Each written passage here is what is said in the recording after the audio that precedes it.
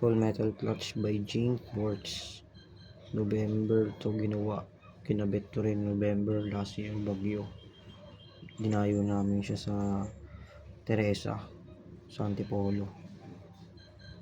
Kahit malayo, solid. Mag 1 year na to. So September 11 ngayon, 2025. Wala pang naging issue tong clutch na to sa akin. Goods pa rin hanggang yung 2 spring na to, goods pa rin, hindi ko pa nakapalitan.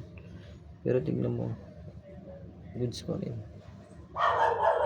70 kilometer, tapos everyday yun, 3 buwan akong 70 kilometer araw-araw, pasok work, North Caloocan to Pasay. Walang naging aberya. Tapos nag-rides pa ako last year, solid. Tsaka to this year, ano rin ako, short rides na lang din. Yan, solid. Ped Sander.